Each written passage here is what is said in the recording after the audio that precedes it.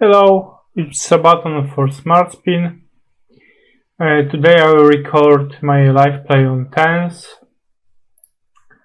Yeah, and let's start.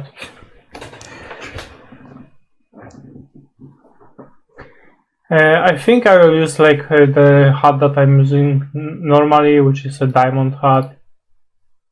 I'm not sure which kind of hat you are using on tens, but it shouldn't be a big problem for you. I will still try to use the most basic stats. And yeah, if you have any questions to the video, just leave them in the comments. Okay, so it's a standard min-raise call from button. Let's see what they are playing. Okay, ace queen's kind of standard. Nothing strange is going on here. Ace 7 suited against the open from button. I have some notes against this guy. We can call, we can shove, both options are fine, but actually suited calling I like. Has a fine pliability and we can outplay the guy basically. Okay, so here on the left we just check back and don't do anything on this flop. And here we got donk from the guy. That was interesting. I actually like the raise here, because this looks very strong and he can easily stack off. Like, there's no point for him to be bluffing into like original raiser. Okay, that was very strange. Maybe these are these fishy games. I just didn't thought he will fall to a small raise. Okay, here on the turn I'm still checking. My two best positions are big blind versus button and heads up big blind. I think they are very similar in the playability, so it's just basically playing out of position. So here we are checking, and to basically don't put ourselves in very tough spots. So we can basically check call and probably check call again on the river, as there are some draws and the queen is pairing, so he doesn't have so many queens. And some of the jacks he will just see bet on the flop. But like, if you, let's say you see bet it on the turn and then you are out of position on the river and you don't know if you should bet. If you check, you get bet, you don't know if you should call. So basically, without very good hands, out of position, we try to keep the as smallest spots as possible. But I would definitely go with 6 as a bet on the turn. Any 6 because there are some draws. But 5s I rather like in the check call. Okay, here we just ISO for value, 3.5x, and we fold here. Okay, and on this flop, here queen 6 we can call. Here on this flop there are 2 options, but I like checking. I have a flash draw, let him bluff and stuff. Okay, on this turn I still don't want to build the pot because he's from the bottom, so he will either has nothing or he can have better flushes. Okay, here we are checking on the left, and to a post size bet. That is very interesting. It's very interesting. Limp calling his queens. I think we can call once and fold on the river if he goes one more, because I think he will don't have balls to bluff 2 times most of the time. And this is very interesting, so he's not shoving.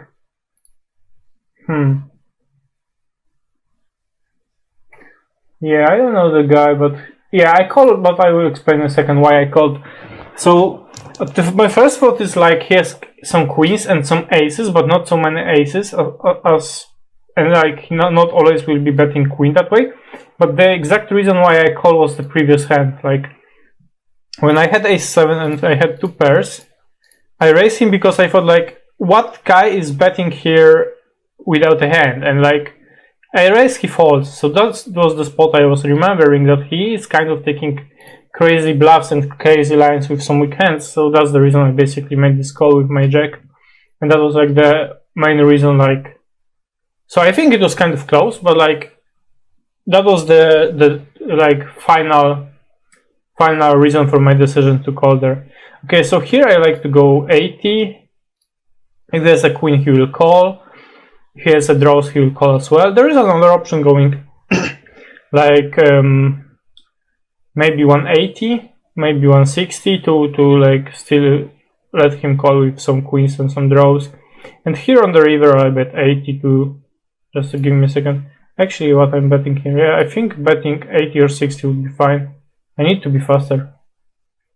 Yeah, I need to be faster. Okay, yeah, 8. So definitely we should bet there on the river, but that's normal.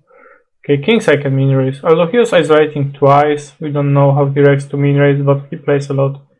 So I think he's not overfolding to min raises, so min raise is fine.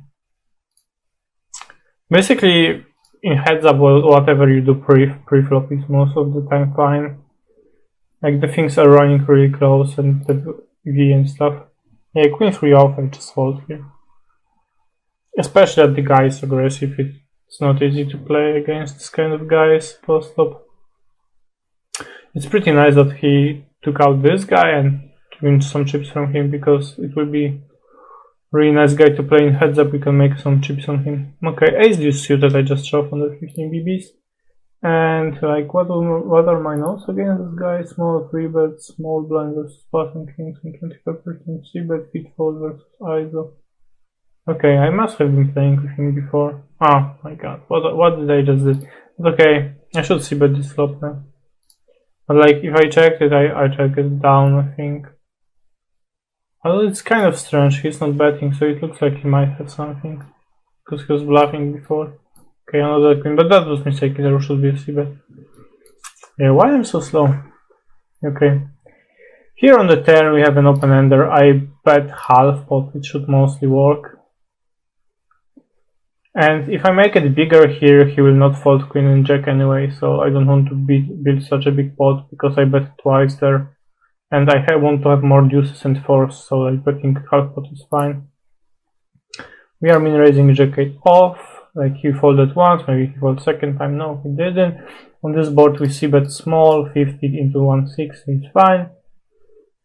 Yeah, he's rather fit or fold guy. Here we just limp 5-9 suited, I think it's fine. I don't want to build the pot pre-flop against the aggro guy. We try a c-bet on this board. We don't know how he play post-flop in heads up yet, so I play pretty normal and pretty standard. Okay, to 3x I'm just shoving ace 10 off, and I'm folding here my jack deuce off. Ace 9 off could be both, but let's go with a shove. Yeah. And king 9 we call. We call here, and on this flop, probably call a c-bet once. We have two overs and a king high, which sometimes is good, so we just call and we will see how he plays most of the turns. But I think this could be a kind of guy that he play one and done, so if he will check back, I will probe the river to fold him out from ace-x. Here deuce 9. We are more than 16 BB, so I am willing to try to min raise this guy. And this is not the best card for us if he has an ace, but like 120, 100 maybe even, like, oh my god, like, why it's 5 seconds? Come on, it's crazy. Like, I didn't have like, yeah, I wanted to bet 100 here on the river to fold him out from ace-x, but I'm not sure to which sizing ace-x is folding, maybe 100 is small. Okay, 10-6 off, we can call a min raise, I think, it's fine. Oh, this bottom, 10-5 off, I'm folding. We min raise queen 6 and we fold here to a c-bet. I need to speed up so I have some time banking the next spins. So he was folding twice to min raises, so I start limping these kings. And 3-6, yeah, we just check back. He's cutting some, so I'm not going for a light ISO yet. Okay, we just c-bet. And here we fold. We have nothing to hit, no way to improve our hand. 5-3 off, we just fold to a shove. Under 15 we shove ace-5 off. We go with min raise, like he was folding twice. Okay, so he's folding to min raises. It's very strange, like he ran these two bluffs and right now he's playing completely different style. But yeah, that's something that happens on ES, which doesn't happen on EU so often, I think.